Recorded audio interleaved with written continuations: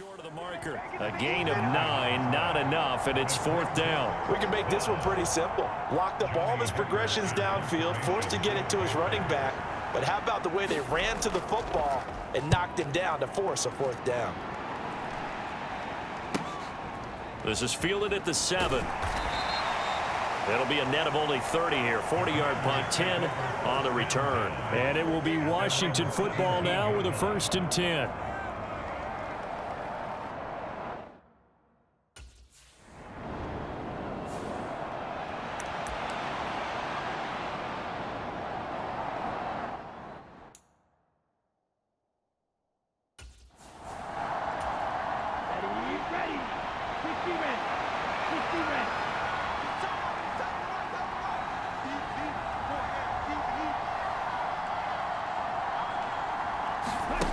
Now Young. He's got Johnson. Now 2nd down and a few inches. The Commanders going to use the 2nd of their timeouts as they'll talk things over prior to this upcoming 2nd down play.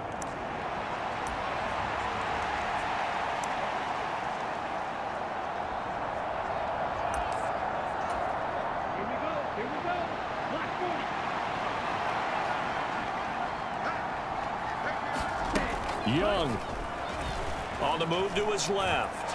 And he can't get a throw away. He's taken down. Now the Panthers going to use the 1st of their timeouts as they'll talk it over here before what will be an important 3rd down. Here's Young. And that's going to be incomplete. The contact there enough to jar that ball free. And it brings up 4th down.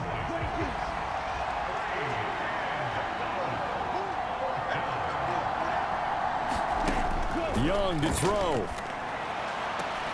He's got his target. That's complete. And they get him down, but not before he takes it across the 40-yard line. Here's Young. Checks this down to Hubbard.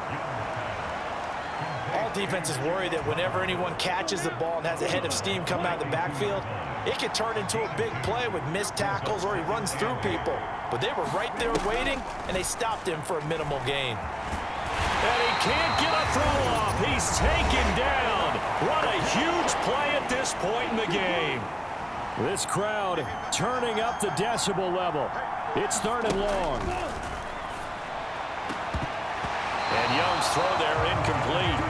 Partner, they've got one chance left to keep this one going, and I think for you and me, let's think along with their offensive coordinator now. Has to think back, cycle through every play of this contest, and remember what's worked and what hasn't. Because right here, he needs to... Oh, and that's going to sabotage their comeback plans. It is intercepted. And he will take this across midfield and down to the 48-yard line. CD, I know it's just his 2nd year in the league as a quarterback, but that's going to be one when he flips on the tape. He's like, I shouldn't have thrown that ball. No doubt about it, and his coaching staff will be emphatic about he shouldn't have thrown that ball. But remember, 2nd year, as you noted, on-the-job training, so he's got to take this feedback that he's getting, negative or otherwise, and turn it into positives moving forward.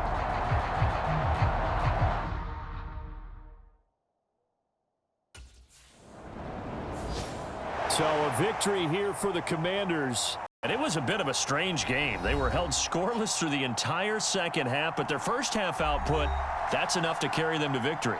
And that's an odd game to watch, isn't it? Because when we saw the output in the 1st half, you think to yourself, okay, they've got something working here. They know what they're doing. They'll continue that along. But instead, it's goose eggs in the 2nd half. Fortunately, enough of a cushion and enough defense to carry them home. So for Washington, their winning ways continue as they get it up to 7-0. And they'll get to stay put for a few days as they'll host the Chicago Bears next week.